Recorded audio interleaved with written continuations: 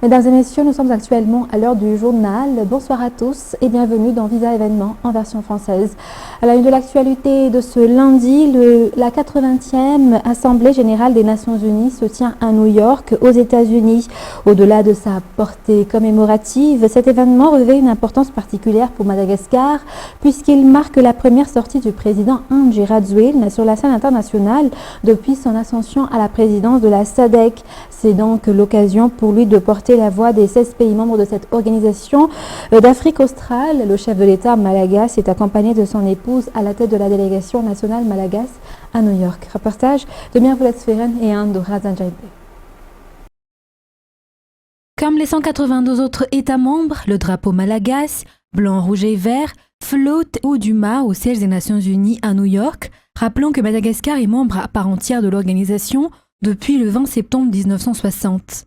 La participation de notre pays à cette 80e Assemblée générale est donc hautement symbolique. Elle illustre la souveraineté et la légitimité de la grande île à s'exprimer au plus haut niveau des instances internationales. Madagascar n'y assiste pas en simple spectateur, mais prend une part active au débat et aux nombreux rendez-vous prévus durant la semaine. La dernière participation du président Andry Rajoelina à une assemblée générale remonte à 2022, les années suivantes ayant été consacrées aux priorités nationales. Cette fois, pour le 80e anniversaire, le chef de l'État et son épouse conduisent une importante délégation composée de membres de gouvernement, de parlementaires, de membres du secteur privé, de représentants de la jeunesse et d'associations de femmes, ainsi que des défenseurs des droits humains et de la société civile. L'agenda à New York sera particulièrement chargé. En marge des sessions plénières se tiendront de nombreuses réunions et événements parallèles, tels que la cérémonie officielle du 80e anniversaire des Nations Unies, la commémoration du 30e anniversaire de la 4e conférence mondiale sur les femmes, la réunion préparatoire de la COP30 au Brésil autour du fonds Tropical Forest Forever, le lancement de l'initiative des Nations Unies pour les aigues marines, ainsi que divers échanges sur l'environnement, le climat, la pêche et l'économie bleue. Figure également à l'ordre du jour le Forum biennal pour une économie mondiale durable et inclusive, la proclamation de la 4e décennie du développement industriel de l'Afrique, la célébration du 30e anniversaire du Programme mondial pour la jeunesse et la 4e réunion de haut niveau sur la prévention et le contrôle des maladies non transmissibles et de santé mentale. L'allocution du président Andry Rajoelina sera attendue à la tribune de l'ONU lors du débat général de cette 80e session de l'Assemblée générale. Le thème de cette année est « Réduire ensemble 80 ans de paix, de développement et de promotion des droits humains ». Un sujet qui trouve un écho particulier pour Madagascar, où le développement ne saurait être atteint sans paix et où la paix elle-même ne peut exister si les droits humains ne sont pas respectés. La participation malagas sera donc marquante pour cette année. Comme par le passé, le chef de l'État représentera fermement les intérêts de Madagascar, mais cette fois, il s'exprima également en tant que président en exercice de la SADC. Il portera ainsi non seulement la voix de Madagascar, mais aussi celle des 16 pays d'Afrique australe, membres de l'organisation. Ce rendez-vous constitue par ailleurs sa première apparition sur la scène internationale depuis son accession à la présidence de la SADC.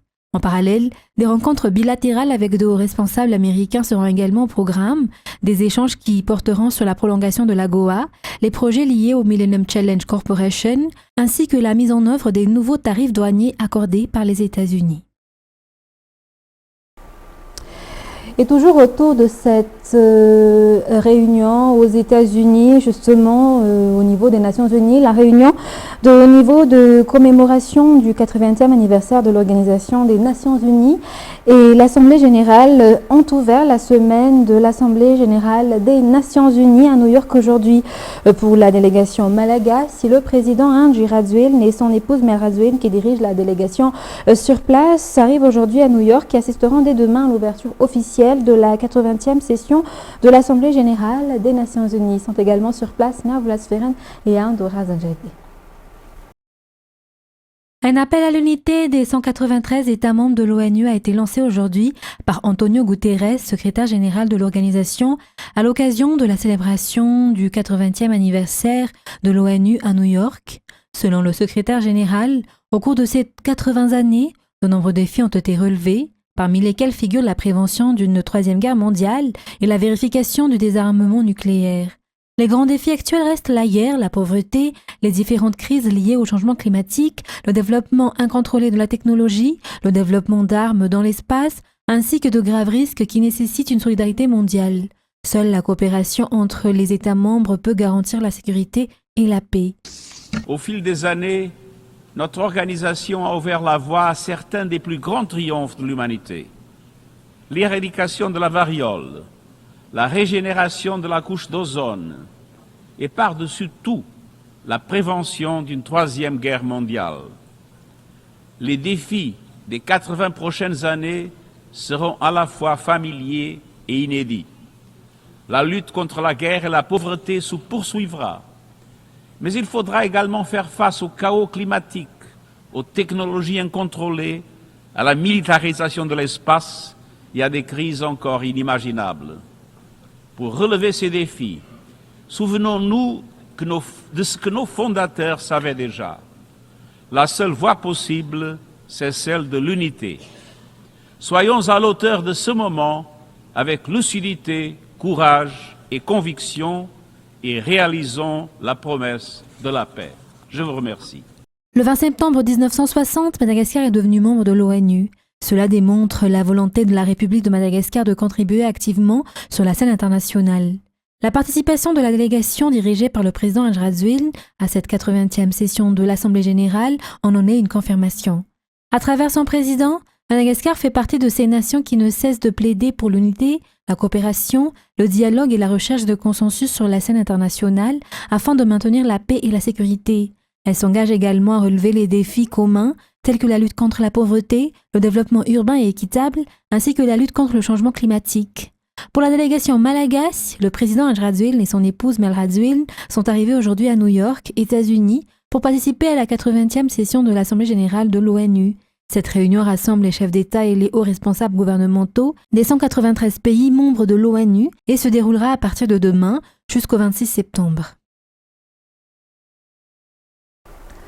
Dans l'actualité économique de ce soir, Madagascar ambitionne d'obtenir une meilleure note lors de l'évaluation à venir en matière de lutte contre le blanchiment d'argent et le financement du terrorisme prévu dès le mois de janvier prochain.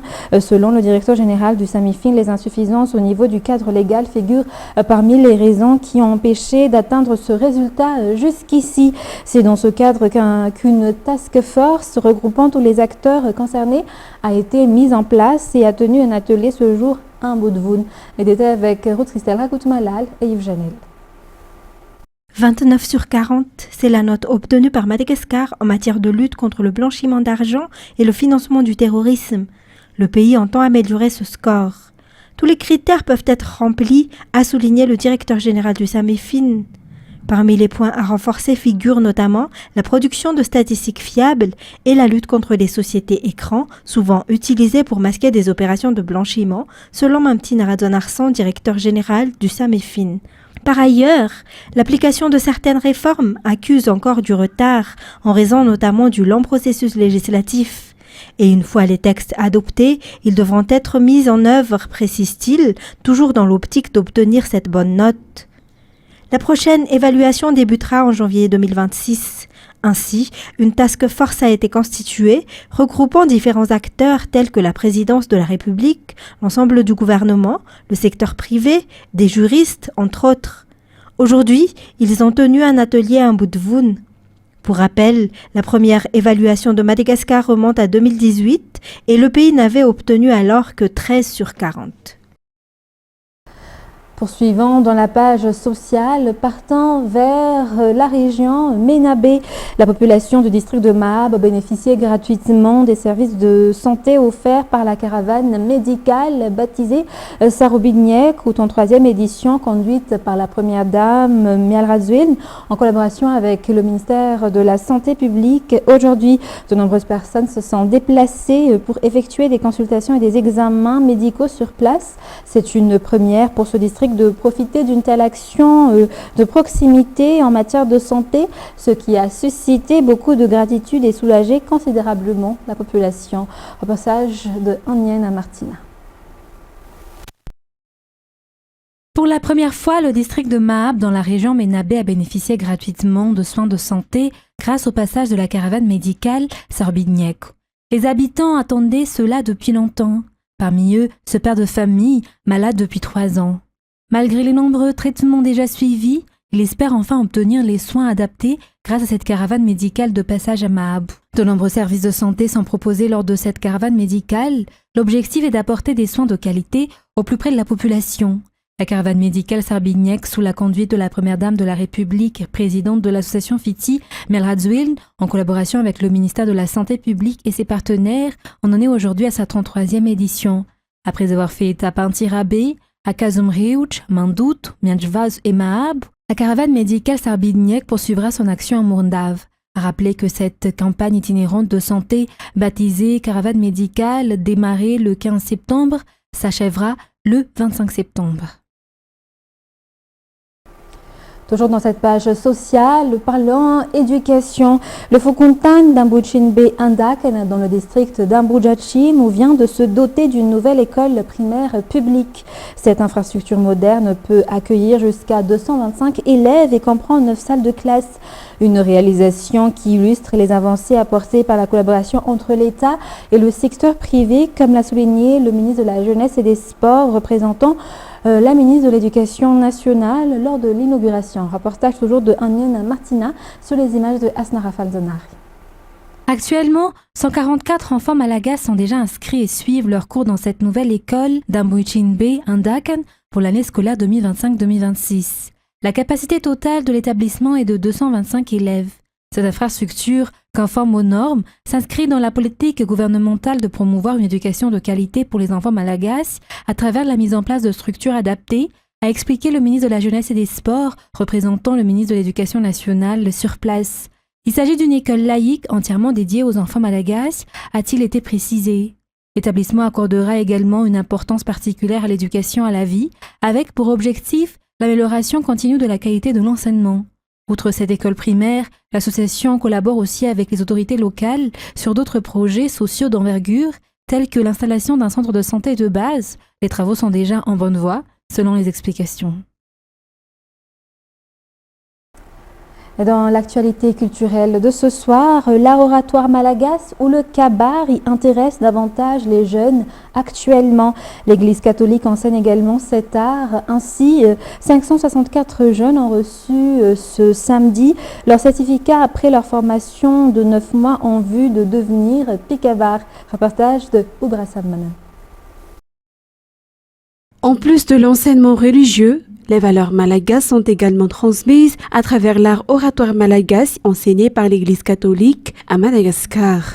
L'association Pikabari catholique, ou Pikal, a été créée en 2004 et c'est à travers ce groupe que les catholiques transmettent aux jeunes l'amour de la littérature malagasy.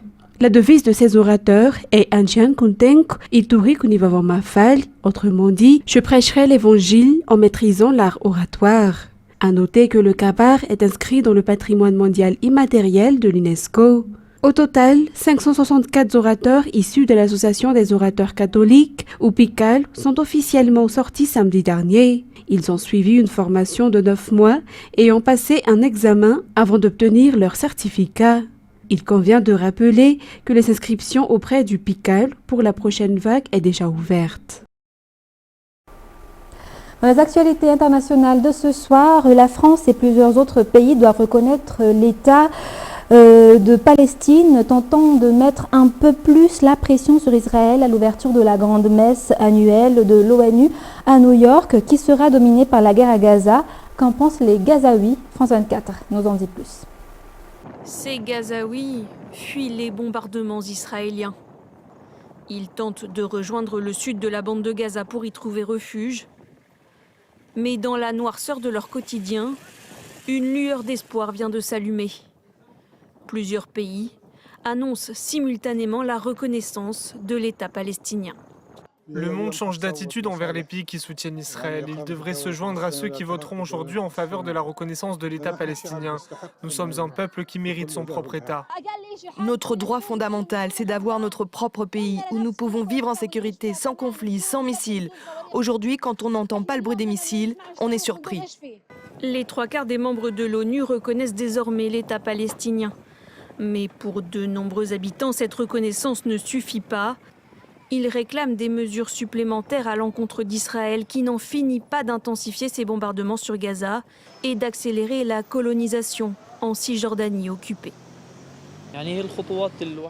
D'autres mesures pourraient être prises contre Israël, comme celle appliquée à la Russie, un boycott économique, l'exclusion des Jeux Olympiques et d'autres compétitions sportives et le retrait des investissements. De nombreuses mesures, en plus de la reconnaissance de l'État de Palestine, pourraient avoir un impact. Face aux souffrances du peuple palestinien, l'indignation internationale ne cesse de monter, mais Israël reste jusqu'ici insensible aux pressions. Et justement, avant cette réunion même à l'ONU, le Royaume-Uni, le Canada et l'Australie, ainsi que le Portugal, ont formellement reconnu dimanche l'État palestinien. Les détails toujours avec France 24. Les drapeaux israéliens et palestiniens côte à côte sur la Tour Eiffel, symbole de la solution à deux États défendue par la France, est porté ce lundi à l'ONU pour une journée qui s'annonce historique. Après le Royaume-Uni, le Canada, l'Australie et le Portugal qui l'ont fait ce dimanche, la France va reconnaître officiellement l'État de Palestine en marge de l'Assemblée générale des Nations unies à New York, une initiative d'Emmanuel Macron qui doit s'exprimer en ce sens à 21h heure de Paris. Dimanche, il expliquait sa position à la télévision américaine. Immédiatement après cette reconnaissance, nous entamerons une première phase que je qualifierais d'urgence. Cessez-le-feu, libération de tous les otages et troisièmement, rétablissement des voies humanitaires et stabilisation de Gaza. Il y a ensuite un deuxième volet, celui de l'après. Nous y reviendrons. Comment organiser Gaza en termes de gouvernance, de sécurité, de reconstruction. Et un troisième volet, la perspective des deux États. Mais reconnaître aujourd'hui un État palestinien est le seul moyen d'apporter une solution politique à une situation qui doit cesser. Une reconnaissance dans le cadre d'un sommet organisé par la France et l'Arabie saoudite sur la solution à deux États, qui a permis il y a 10 jours un vote de 142 États sur 193 en faveur de la création d'un État palestinien sans le Hamas. Paris ne fixe plus de conditions comme la démilitarisation du Hamas pour reconnaître l'État palestinien, mais elle attend la libération des otages pour concrétiser certains actes. Mais vous ne faites pas de la libération des otages une condition avant la reconnaissance. Pour nous, ce sera une exigence très claire avant d'ouvrir par exemple une ambassade en Palestine. La Belgique, le Luxembourg, Malte, Andorre et Saint-Marin doivent suivre la France dans cette reconnaissance de l'État palestinien ce lundi. Les États-Unis, membres permanents du Conseil de sécurité, y sont eux toujours fermement opposés. Et au niveau d'Israël, Benjamin Netanyahou a affirmé hier dimanche que la création d'un État palestinien mettrait en danger l'existence d'Israël. Aucun État palestinien ne sera créé. Pendant des années, j'ai empêché la création de cet État terroriste malgré d'énormes pressions tant au niveau national qu'international, s'exprimait-il hier. En réponse aux reconnaissances d'un État palestinien par le Royaume-Uni, le Canada et l'Australie, deux de ses ministres proposent d'annexer la Cisjordanie. France 24 nous en dit plus. Oui, absolument. Benjamin Netanyahou vient de s'exprimer. Il a dit qu'il n'y aurait pas d'État palestinien. Il s'en porte garant. Il a dit qu'il réserve sa réaction à cette décision pour son retour des États-Unis. Il doit être reçu par Donald Trump dans une dizaine de jours à la Maison-Blanche. Il s'est aussi adressé aux nations, aux pays qui ont signé cette reconnaissance en leur expliquant qu'il faisait le jeu du Hamas et que c'était une récompense, de certaine manière, au massacre du 7 octobre. Il y a eu beaucoup d'autres réactions ici en Israël, du ministre des Affaires étrangères, du représentant d'Israël à l'ONU. Mais dans tout ce spectre, eh bien, il faut bien dire que ce sont toujours les mêmes messages qui reviennent. C'est une prime au Hamas. Il n'y aura pas d'État palestinien. Cet État, de toute façon, n'existe pas. Il n'existe que sur le papier. Il n'a pas de frontières. Il n'a pas de légitimité. Et s'il devait être créé, eh bien, il deviendrait un ennemi mortel pour Israël. C'est la teneur des réactions ce soir en Israël.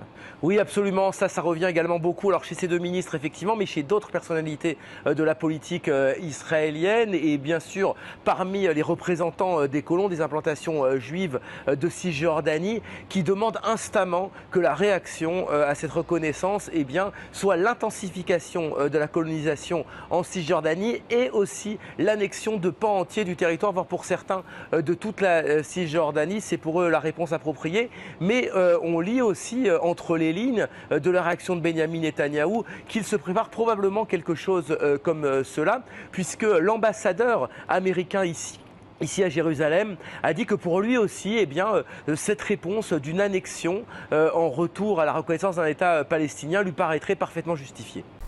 Mesdames et messieurs, c'est la fin de ce journal. Nous vous remercions de votre fidélité. Très bonne suite de programme et très bonne soirée sur Viva. Je vous dis à demain. Au revoir.